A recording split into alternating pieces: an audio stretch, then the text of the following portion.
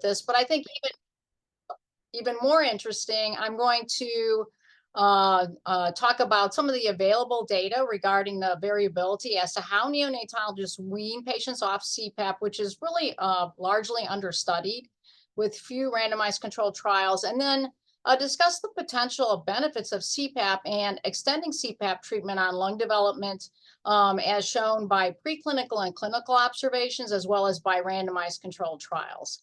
So I have several NIH grants, but I don't have any conflicts to disclose.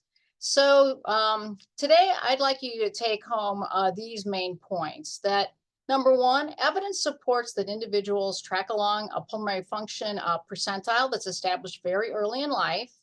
And as we know, preterm delivery can affect the lungs of offspring across a lifetime. And then talk about available data on weaning preterm infants off CPAP, and talk about the potential benefits of extending CPAP therapy on lung development. So I also have a subtitle of my talk tonight, which is Ride for Research, because as mentioned, I'm not only a physician scientist, but I'm also an avid Peloton bike rider. And I think we all coped with the challenges of COVID in different ways. And I'm proud to say that not only did my research team and I meet all of our goals of our research that we did during COVID, and we'll talk about some of those studies tonight, but I became an avid Peloton bike rider. And we know that research is really a team sport with many layers needed for success. And similar to being part of the Peloton community, research, especially randomized controlled trials, have common themes of teamwork, communication, and motivation as we try to improve patient care and do good research to build better breathing for a lifetime. So with that, I want to remind everyone that, like many great things, it's really hard to come up with a completely new idea. And it's always important to have knowledge of the past. And interestingly, CPAP was originally described and used back in 1911 in Germany by Dr. von Roos, who was the director of the first university women's clinic in Vienna. And he really was likely probably the first neonatal pediatrician. And he wrote about the use of CPAP in a textbook that was written in German as a means of keeping the infant lung inflated during exhalation. But at that time, it really wasn't embraced by experts and was lost to history until it was described by Dr. Gregory, who reported its use in preterm infants in 1971 and published that in the New England Journal, which led to widespread adoption. And this slide shows the first baby treated by Dr. Gregory. And at that time, there was no ET tube, but it was given by headhood. And this is that same kiddo at the age of 14. And he had eventually obtained a PhD and he became a chair in fine arts. And this reminds us that in the early 1970s, CPAP was really used to acutely increase lung volumes and really was a large factor in the improved survival of preterm infants with respiratory distress in that era. However, as we all know, in the late 1980s, with the addition of antenatal steroids and also the important development of surfactant, intubation with mechanical ventilation really became the standard of care for several decades. And during this period, CPAP was used less as a first line of management, but more for support of preterm infants after extubation. But then in the early 2000s, the pendulum swung back again, and CPAP again is the standard of care for infants for the management early on to support their lung. And we know that CPAP is currently a cornerstone of NICU for the acute management of infants with respiratory distress. It provides a number of very important physiologic benefits to the preterm lung. It's non-invasive. It applies continuous descending pressure during both inhalation and exhalation. And we know that preterm newborns are predisposed to developing airway instability and edema and atelectasis, but that the principles of CPAP are to increase the functional residual capacity of the lungs and support gas exchange. It allows the preterm infant to breathe along this part of the pressure volume curve. It improves oxygenation, decreases apnea. It decreases their work of breathing and decreases lung injury, including both volute trauma and attalect trauma. So the early use of CPAP really has been very well studied to avoid iatrogenic damage to the lung, to avoid intubation, And its application after delivery is really the standard of care for even the smallest of babies. And this is a forest plot from the 2021 Cochrane review of the use of prophylactic CPAP versus assisted ventilation on the outcome of BPD diagnosed at 36 weeks. And this includes the important studies of the COIN trial, the support trial, and also the Vermont-Oxford trial of early application of CPAP. And from these lines, it shows the risk ratio and the 95% confidence intervals with a relative risk of less than 1 favoring CPAP. So overall, we see there's a small but significant decrease in the incidence of CPAP with a risk ratio of 0.89 with significant confidence intervals. And this review also demonstrated a significant decrease in the risk of death or BPD or death. So although the initiation of CPAP has been well studied, there really remains a knowledge gap regarding how long should we keep a baby on CPAP and what is the optimal duration. And practices differ between units and, as we all know, unfortunately, oftentimes within units. And earlier studies from England and Australia NICUs showed many different methods with regards to criteria used to determine if a patient was ready to come off CPAP. Some units used and some individuals use stability criteria, which could vary according to the specific postmenstrual age. The methods of weaning, such as increasing the time off CPAP each day versus slowly decreasing the levels of CPAP, was used. Also, some individuals or units transition from CPAP to high flow or low flow. And then there was different criteria used, such as what level of FiO2 to wean off CPAP. So again, taking a step back, the question that we started to consider is the discontinuation of CPAP a success? And oftentimes, as we all know who take care of babies, parents often push for this, the bedside nurses push for this, and sometimes we think this simplifies care because it can have adverse events. But is there really another way to think about CPAP therapy? And this is a figure from a review from Beaumont and Kirpolani of trials that studied CPAP discontinuation. And in this review, they reported that overall, there were a small number of trials with low data quality and with a lot of trial heterogeneity. And they, here on the y-axis, they show the percent of infants who failed the initial wean by study. And some studies, again, would wean off CPAP if certain stability criteria were met or at a specific postmenstrual age. And really the take-home message of their review was that time cycling of CPAP as a weaning method, where patients were taken off CPAP for longer periods of time each day, was unlikely of benefit and probably caused harm with the loss of FRC. Prolonged CPAP use overall diminished the use of supplemental oxygen. But looking at this figure, you can see that the occurrence of infants failing their wean varied from about 22% up to 70% in these clinical trials. So besides the fact that this review showed we needed more randomized controlled trials, I take away from this, like, are the babies trying to tell us something about coming off CPAP? And we did a study with one of our neonatology fellows here to see what were neonatologists in the United States doing currently in terms of how they were weaning patients off of CPAP when the infants were born at less than 32 weeks. And so we designed a web-based survey inquiring about various aspects of CPAP, and we administered it through the AAP neonatal perinatal section.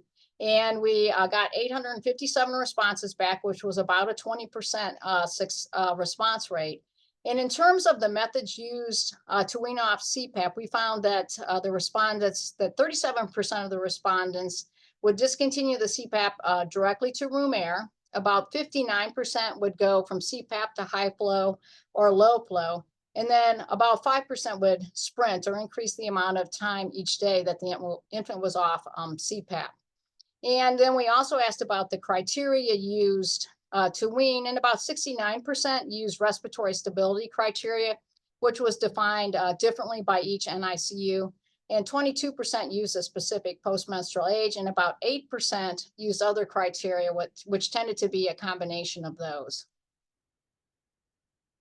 So again, taking a step back, we know that early CPAP can benefit the preterm lung by minimizing injury, but clinical and animal data seem to indicate that mechanical stretch of the lung with CPAP could provide an important benefit to stimulate lung growth.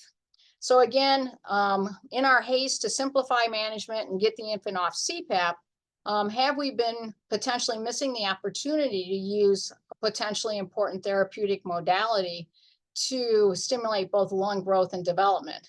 And for instance, the Columbia experience here in the United States which has been a model for other units of early CPAP application and the avoidance of intubation. They also tend to use CPAP for a very long period of time.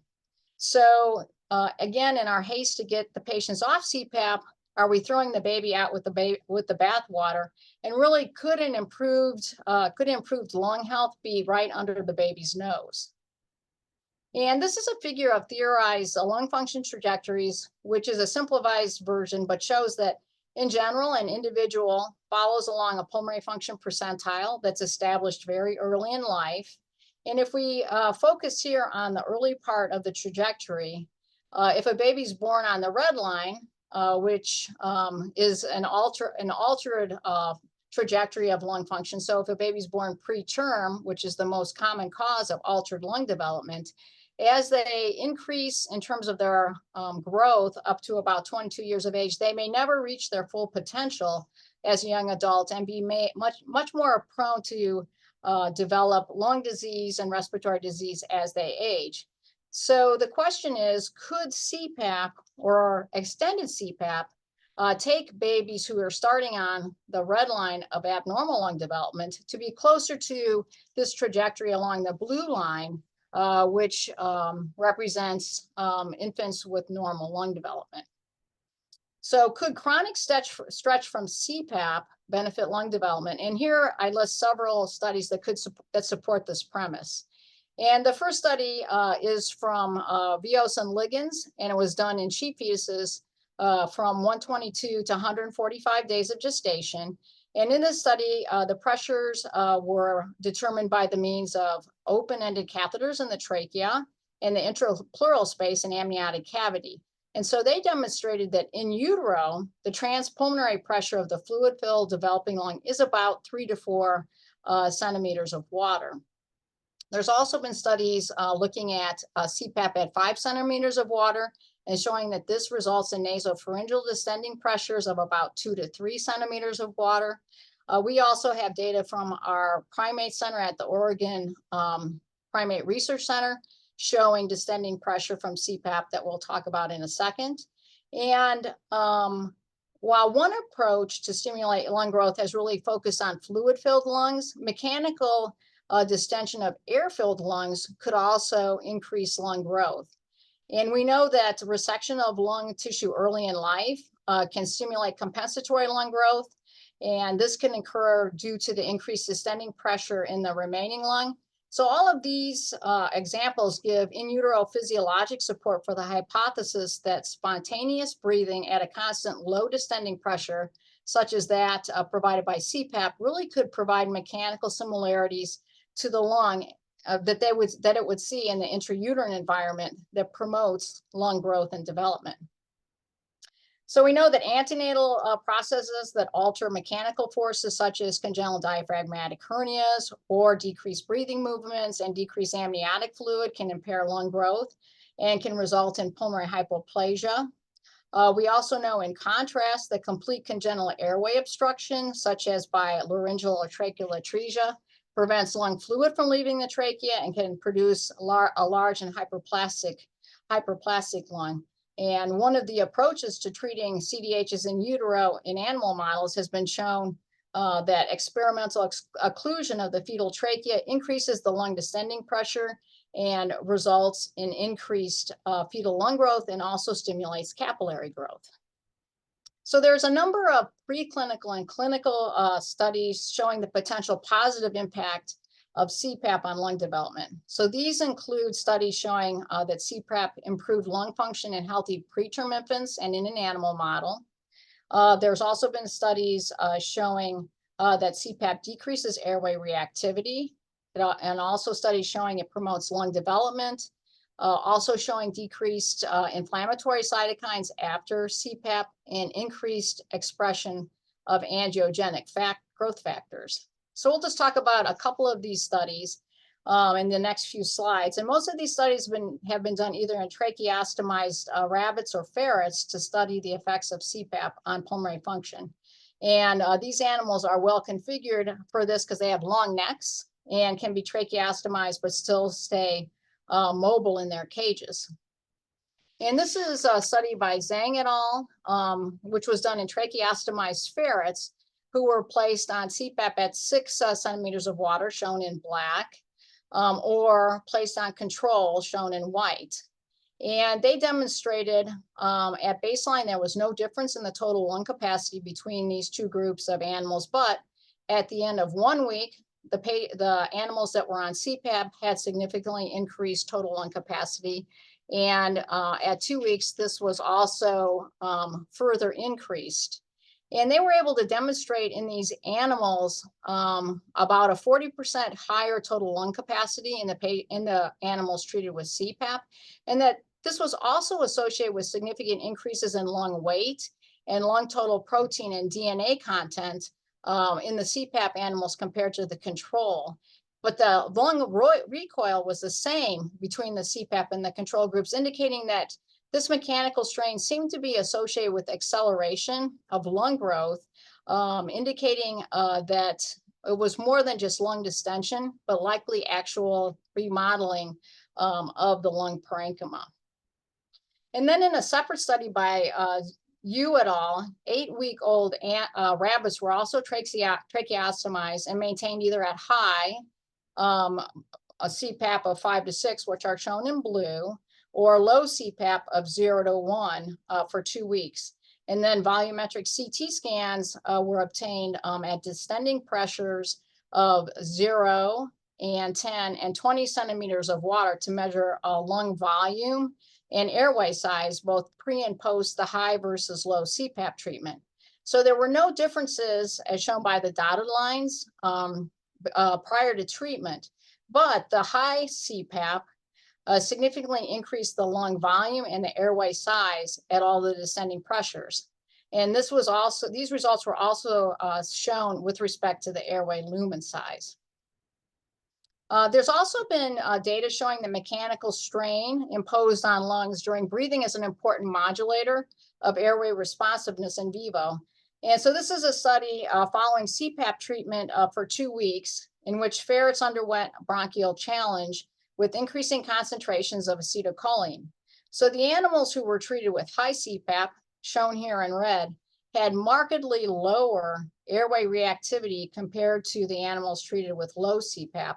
And this was significantly different at these 3 levels of acetylcholine treatment.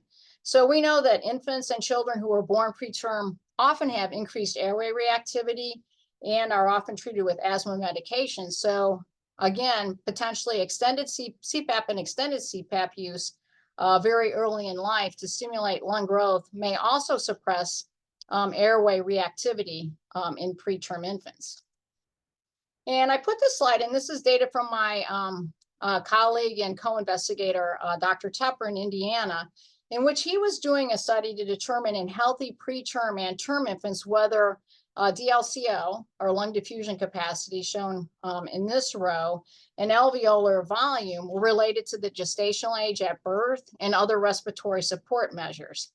And so to do this, they studied 88 full-term infants, and then they studied 48 preterm infants who did not have bronchopulmonary dysplasia. And if you look at these 3 rows at the end, they showed no difference in lung diffusion capacity, no difference in alveolar volume.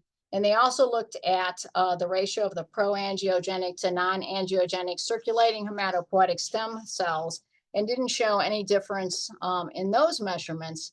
But of interest, when he specifically looked at alveolar volume and lung diffusion capacity just in the healthy preterm infants, he found that there was a significant effect of whether the patients had gotten treated with CPAP in the NICU. So if the patients who were preterm without BPD had gotten treated with CPAP, They had significantly higher alveolar volume when they were studied at follow-up at about a mean of 9 months of corrected age. And they also had a significantly higher lung diffusion capacity.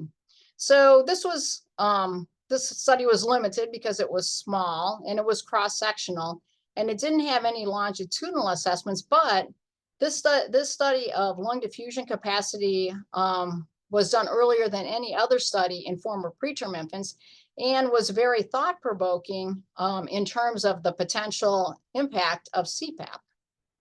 And we also have this clinical study was also supported from data that we did in a cross-sectional study at the Oregon Primate Research Center here in Portland, Oregon, where we were investigating whether the application of CPAP to moderately preterm primates could promote angiogenesis and growth in the premature lung.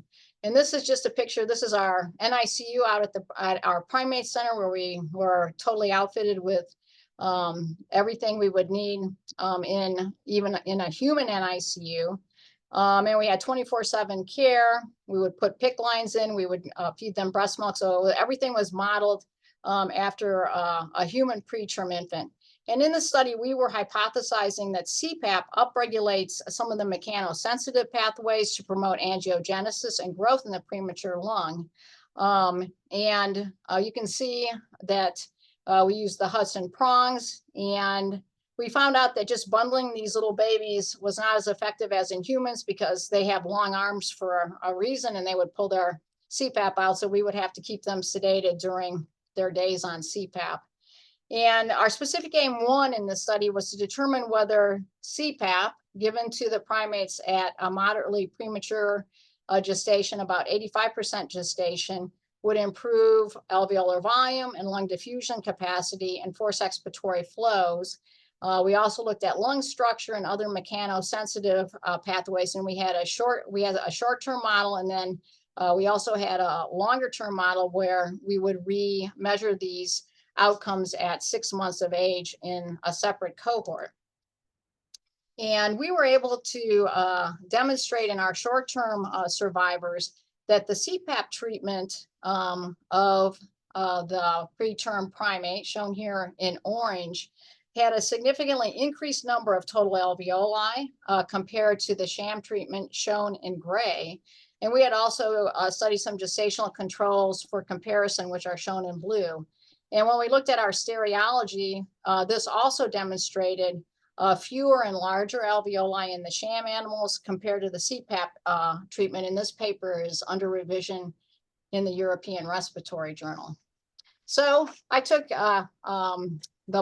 the liberty of inserting myself with some of my favorite Peloton riders.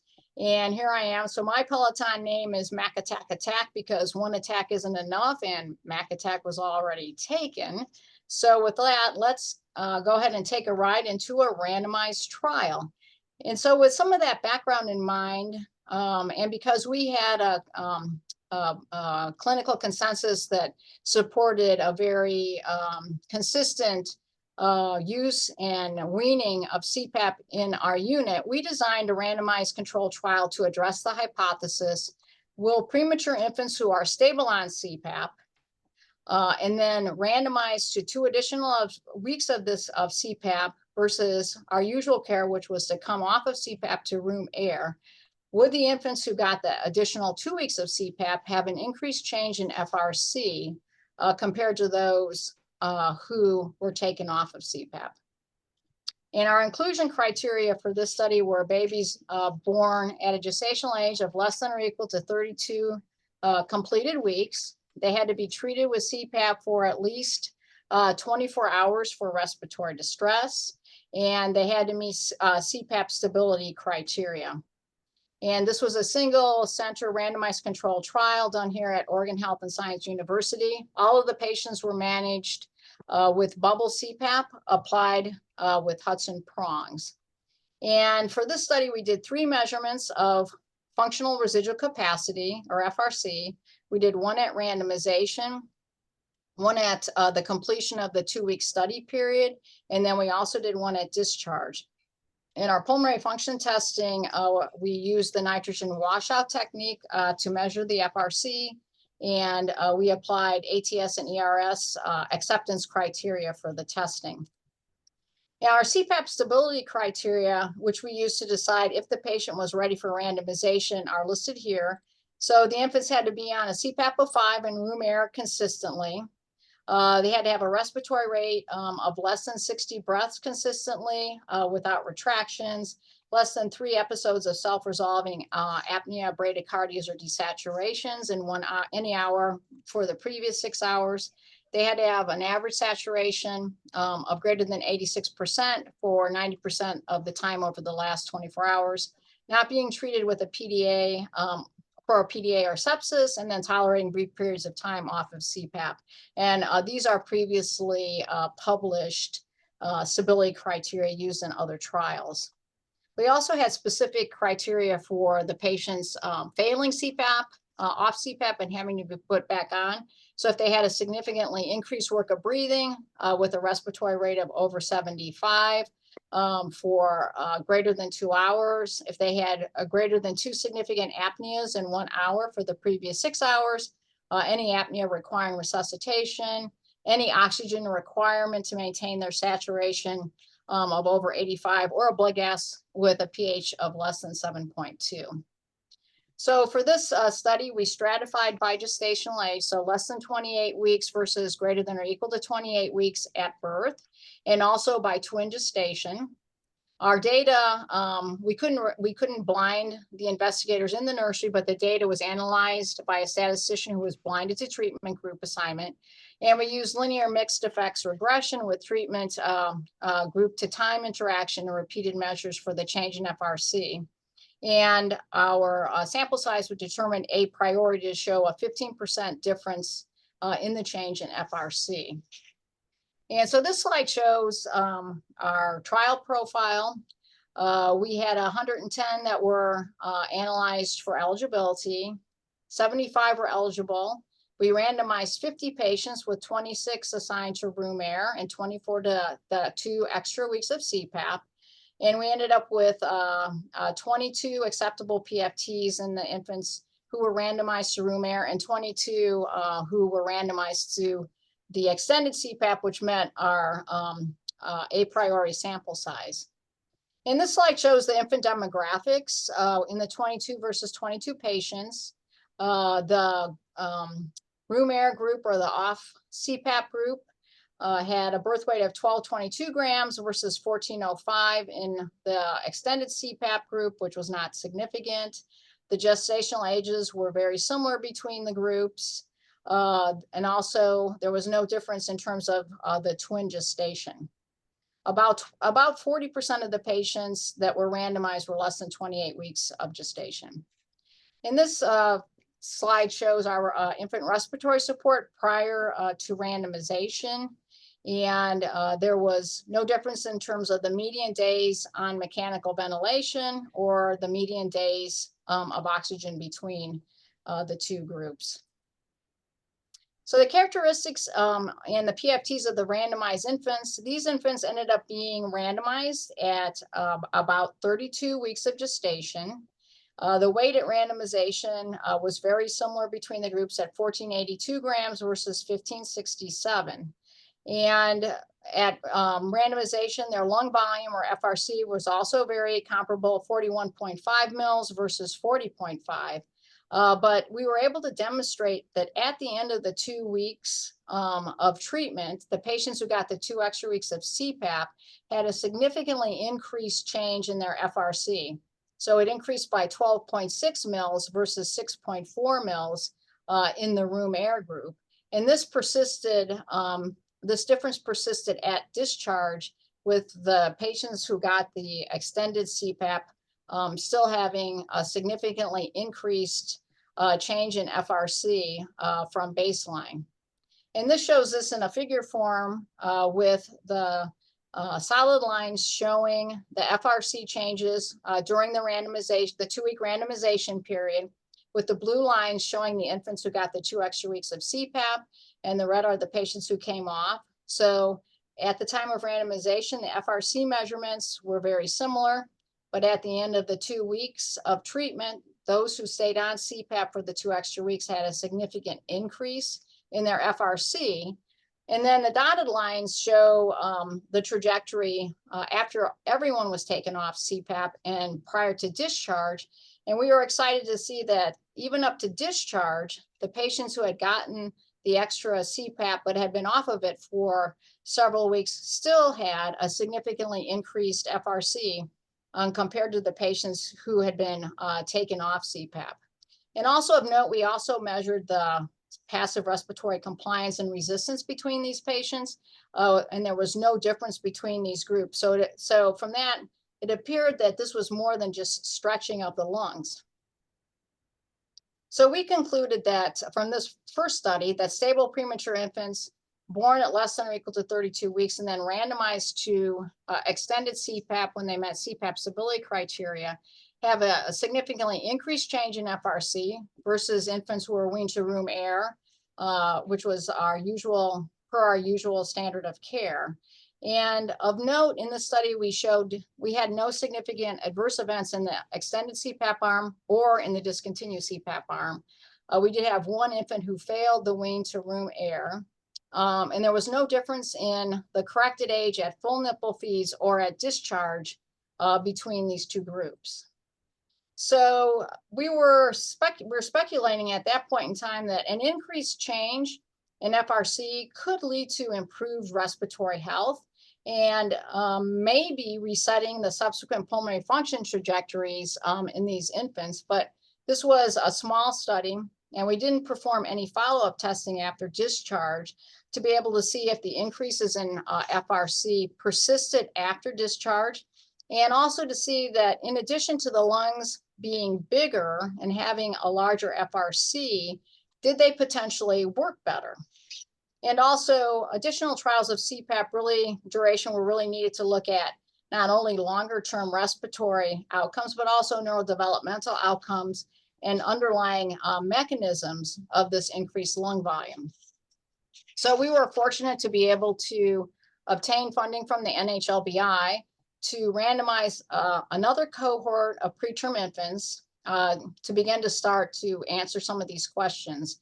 And again, we were randomizing preterm infants to extended CPAP versus discontinuation of CPAP with a specific aim, one, to establish whether the 2 additional weeks of bubble CPAP in the nursery for stable preterm infants increases alveolar volume at 6 months of age compared to the infants who had their CPAP discontinued in the nursery, which was per usual care.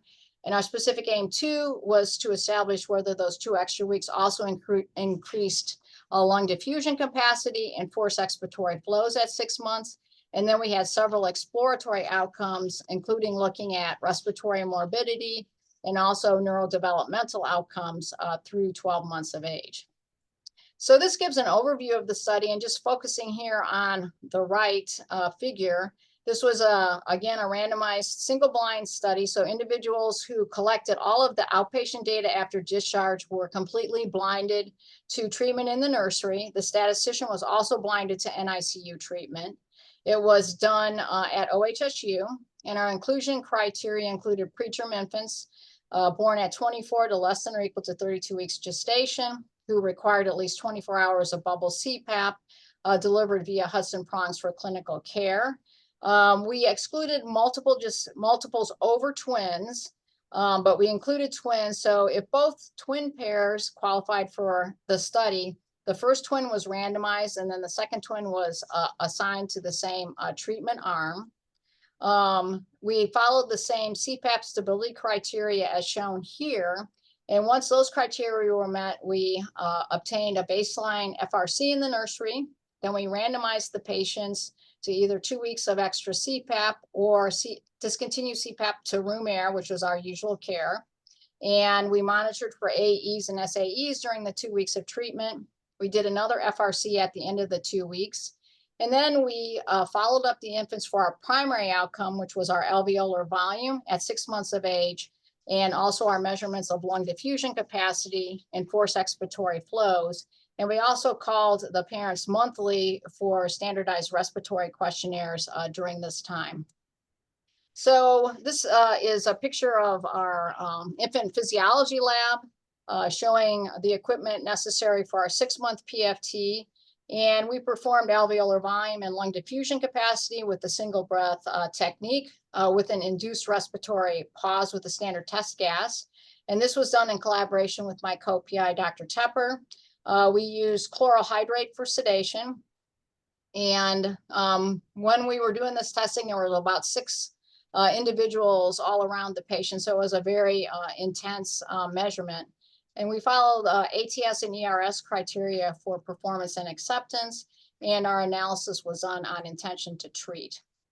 So as mentioned previously, really successful science is really a team sport with many layers of collaboration.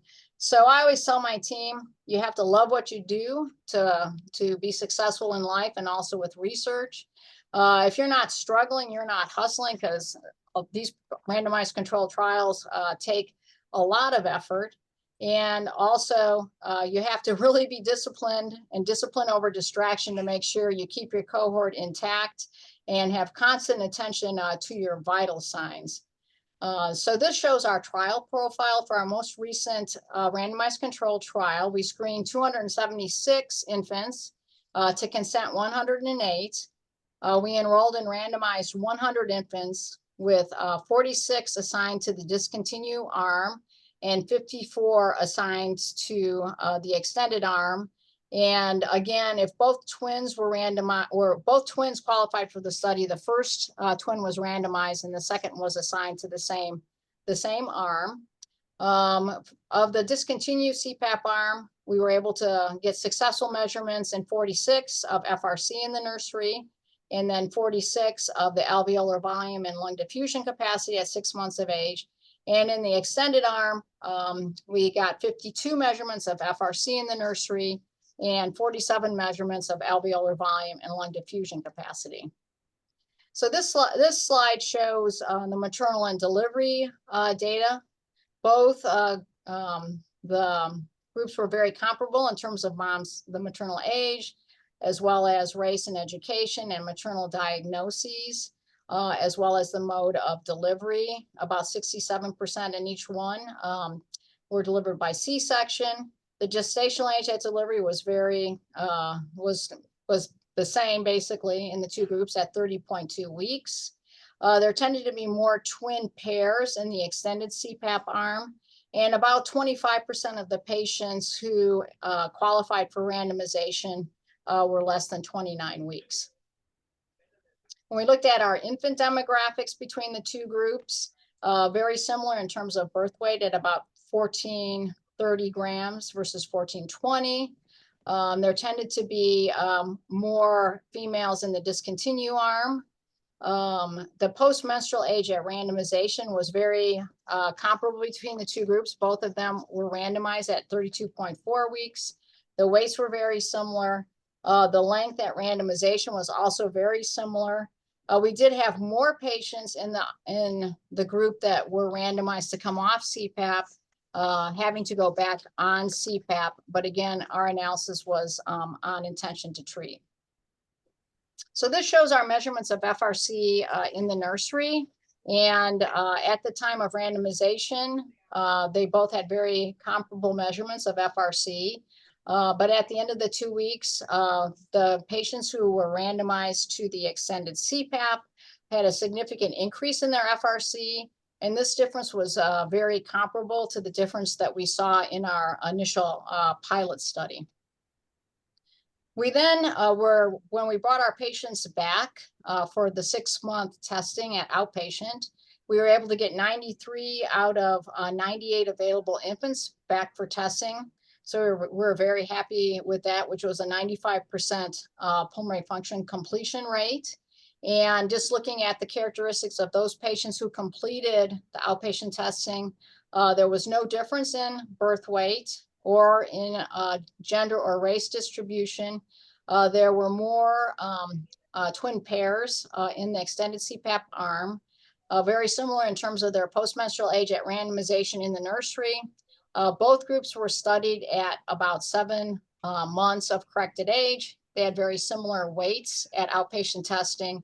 And importantly, they had very similar lengths at outpatient testing.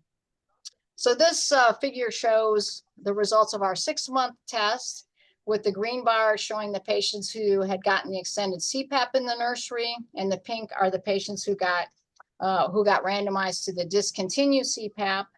And we were able to show a significant difference here in alveolar volume. This was about a 100 mil difference in alveolar volume. And we were also very excited to show that on the right here, we show lung diffusion capacity, that those patients who got the extra CPAP in the nursery also had a significantly increased lung diffusion capacity when followed up as an outpatient. And this analysis was based on a multivariable mixed linear modeling. So we accounted for the correlation between twin pairs, also adjusted for the gestational age at birth, which was a stratification variable, and also the sex and the length at outpatient testing.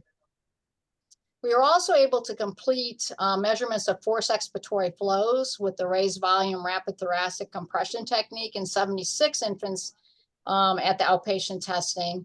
And again, the green bars show the extended CPAP arm, and the pink, the discontinue arm. And so we demonstrate a significantly increased or improved forced expiratory flow also in the infants who had gotten the additional CPAP in the NICU. So the FEF 50 was higher, the FEF 2575 was higher, the FEF 75, and also the FEV 0.5. So again, speaking to decreased airway reactivity in these patients. We also had mentioned, as mentioned, we had administered a monthly standardized respiratory questionnaire between the two groups. And so we had a median number of RQs in each group of 12. And when we looked at the occurrence of wheeze, 44% of the patients in the extended arm reported an occurrence of wheeze versus about 56.5% in the discontinue arm. So that had an unadjusted and an adjusted p-value of 0.19. So it didn't reach significance, but was going in the right direction. And really, we weren't powered for this clinical outcome. There was a significantly less healthcare provider diagnosis of wheezy bronchitis between the two groups, about 2% in the extended CPAP versus 13% in the discontinued CPAP. So in conclusion, from this study, we concluded that stable preterm infants randomized to extended CPAP versus discontinued CPAP in the nursery have a significantly increased alveolar volume and lung diffusion capacity at about 6 months of age. And since premature infants have impaired alveolarization and vascularization, an increase in alveolar volume and DLCO due to extended CPAP may improve respiratory health and may improve lung function trajectory. We also have a number of sub-studies that went on through this project, and just to talk about one of them, this is actually a figure from Dr. Carlo's group in Birmingham, looking at whether extending CPAP compared to weaning preterm babies off CPAP to low flow reduces intermittent hypoxic episodes and respiratory instability in preterm infants who had met the criteria to discontinue CPAP. So they randomized 36 infants less than 34 weeks of gestation who had been on CPAP of 5 and less than 30% and meeting respiratory stability criteria to either continue on CPAP for 24 more hours or wean to low flow at 0.5 liters to 1 liter. And they looked at episodes of intermittent hypoxemia. And so they were able to demonstrate that the patients who were randomized to the longer period of CPAP had significantly decreased episodes of intermittent hypoxemia during this period of time. And we were also interested in this. So this is a slide of a sub-study done by one of our neonatology fellows from this recently completed study, looking at episodes of intermittent hypoxia around oral gastric feeds in the preterm infants, and also looking at the effect of CPAP on these episodes. And she was able to demonstrate post-feeding, looking at the patients who had been randomized to extended CPAP versus discontinued CPAP, that there were significantly less episodes of intermittent hypoxemia, to less than 90%, after feeds. And when she looked at these episodes during feeds, there was no difference. And when she looked at during and post, and just the patients who were on room air, there was no difference in these episodes of intermittent hypoxemia. And she also looked at the total number of episodes of intermittent hypoxemia for the 14 days of the randomization period. So the patients who were randomized to come off CPAP had 1,373 total episodes of intermittent hypoxemia to less than 90%, versus 769 in the patients who were randomized to the extended arm. So again, pretty striking differences. And we picked this interval because the Prevent study had shown that these episodes correlated with subsequent neurodevelopmental abnormalities at follow-up. So as in closing, I wanted to just go back and review a couple of other interesting facts and observations from our CPAP study at the Oregon Primate Research Center. So as part of the study, as part of the study validation, we had placed an esophageal microtransducer in the lower 1/3 of the esophagus, so we could measure pressure being transmitted to the lungs in the babies who were on CPAP, and then also show that the babies who were on sham CPAP were not getting any transpulmonary pressure. So here you can see the esophageal microtransducer, and here's a PICC line in this little baby primate. And so when we had the patients on CPAP and had placed this esophageal monitor and measured the transpulmonary pressure, when we had the primates on 0 centimeters of CPAP, this was the tracing. When we increased the CPAP up to 3, you can see an increase in the transpulmonary pressure. When we went up to 5, you could see an increase in the transpulmonary pressure, so pressure being transmitted to the lungs. And then when we went up to 8, again, there was an increase. But when we had patients on the sham CPAP with just flow, but no CPAP, and measured their transpulmonary pressure, when the flow was 0, here was the tracing. When we increased the flow to 3, we saw no difference or no increase in our transpulmonary pressure. Flow of 5, no change, and also flow of 7. So again, this was important for the validation of our primate study, but also shows that without CPAP, just increasing the flow does not increase transpulmonary pressure or transmit pressure to descend the lungs. So with that, I'll just take some questions, and I have a lot of people to thank, and mostly the families who were willing to participate in this study and come back for our great follow-up. So thank you. Thank you, Cynthia. This is a great overview, and to be honest, I really have to commend you and your team of investigating thoroughly this question we have every day when we do our rounds in the NICU. You know, when should we stop our CPAP? You took us to some great things: CPAP physiology, what is behind lung growth, how to measure these kind of changes and the limitations in that. And then you showed your studies where you could show that if you do prolonged periods of CPAP at 32 weeks, that it actually increases your lung capacity with, well, sort of some evidence already growing now that it's persisted at least in young infancy and hopefully into adulthood. And I'm assuming you're going to go that way in time as well, which is with a lot of our studies where we get our limitations of, well, either funding and time. You know, who's going to, you're going to hand over the stick to the adult physicians to do this kind of work. And there's a couple of questions in there, which we're going to go to. The first is from Sam. Sam, I don't understand your question. Could you ask your questions, please? Okay, yeah. Hi, hello. I am Sam, neonatologist from Singapore. Oh, great. Thank you for your excellent talk. My question is, what would be the optimal CPAP when you extubate the baby in the first 3 or 4 days for extremely preterm infants below 800 grams? Great question. We didn't really study that in this study, but I think that's a great question. It'd be great to have a transpulmonary pressure manometer in some of these patients so we could see how much CPAP was really being distributed to the lungs. I know there's quite a bit of variability. We asked a similar question in our survey that we administered as to how high neonatologists would go up on their CPAP. Some would go up as high as 8, depending on, what the FiO2 requirement was. So I think there's still quite a bit of variability. I think you have to balance the CPAP delivered with how much FiO2 the premature patient is on. But without measuring without measuring the transpulmonary pressure, I think it's hard to just give a blanket answer. Right. Can I ask you, many units are now using the high flow nasal cannula oxygen.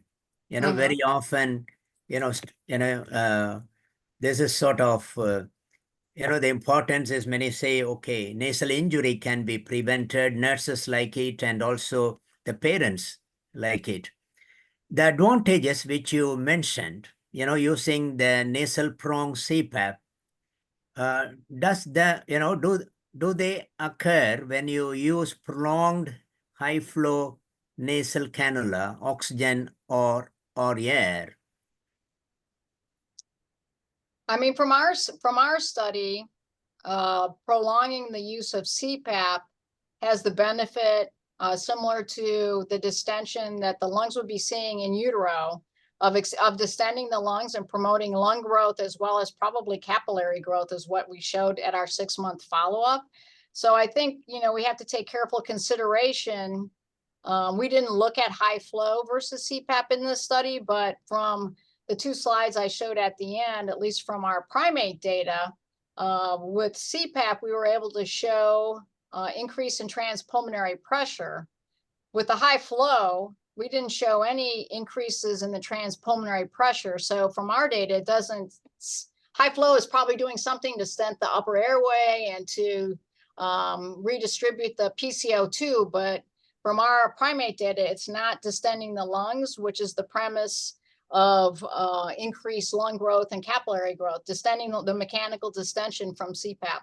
So we didn't have any adverse events from our extended CPAP study. And again, I'm a clinical neonatologist too, so I know there's pressures from the bedside nurses and also from the families to be able to see baby's face and to maybe make the care simpler to do. But I think we have to think about the potential benefit of the mechanical distension from CPAP to promote lung growth and development, because all of our preterm infants are on an abnormal pulmonary function trajectory. And this could be just extending CPAP could be a simple way to improve their longer term pulmonary function outcomes.